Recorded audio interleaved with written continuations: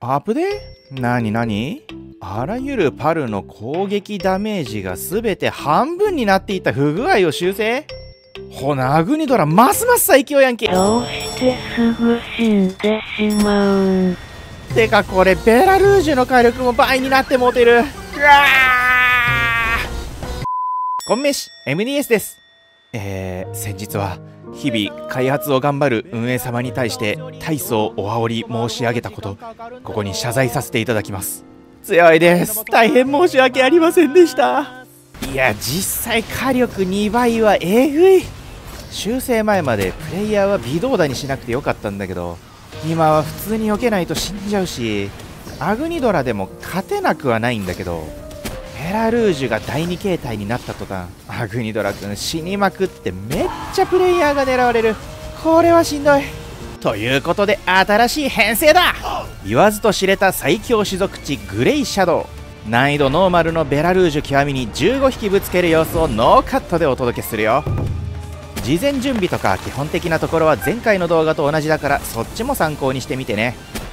シードマインが当たりすぎて死ぬほど重いね。あ、前回の動画で僕はしこたま草やられと言っていたんだけど、正しくはツタまみれだった。すまん。グレイシャドウ解説。グレイシャドウは全パル中1位の合計種族値415で HP 攻撃防御全てにおいてアグニドラの上位互換。グレイシャドウは闇属性だからベラルージュの闇攻撃はダメージ半減。氷には耐性はないんだけど弱点の炎属性で攻撃するからすぐ終わる。この辺りはアグニドラと一緒だね。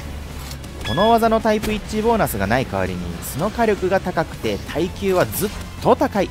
それがグレイシャドウ。しかも後輩にヘルガルダを使うから理想個体も用意しやすい。ヘルガルダは前回紹介したアグニドラやレビドラを親にできるから少し楽できるね。ちなみにグレイシャドウの技構成とパッシブはこう。シードマインは砂漠商人から、グレアストームは火山商人から変えるよ。3つ目の技は本当はファイヤーショットがいいんだけど技の実が売ってないんだよね。めんどくさいので自力で覚えるエアーキャノンで妥協。親の技をファイヤーショットにしておけば確率で遺伝するから狙ってみてね。今回の動画では最低保証ということで全員エアーキャノン。パッシブスキルは伝説脳筋獰猛屈強。技の属性がバラバラになったのとレイドボスの火力が2倍になってるのが普通に危険なので炎帝から屈強にチェンジ。カッチカチだね。このパッシブ構成は汎用性も高いから作っといて損はないと思う。このグレイシャドウを15匹貫突ソウルマックスにすればベラルージュ極みもこの速度。ツタまみれの頻度が下がってきたらブリザードスパイクで凍結。氷まみれ凍結ちゃうんか。第2形態になるまでに2回くらいは氷まみれにできるはず。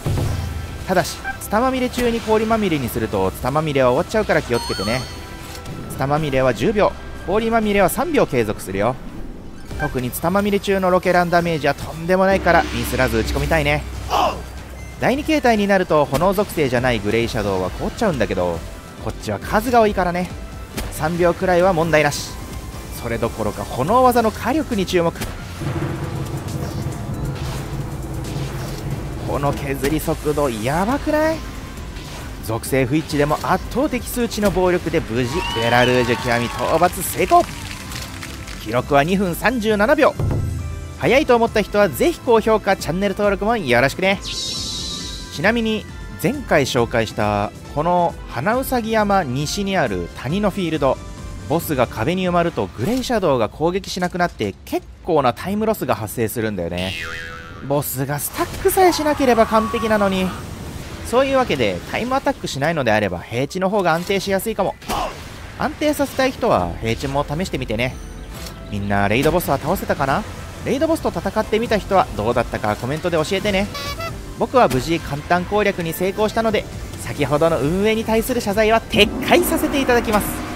次のレイドボスも楽しみだね。それじゃ最後まで見てくれてありがとう。バイバイ。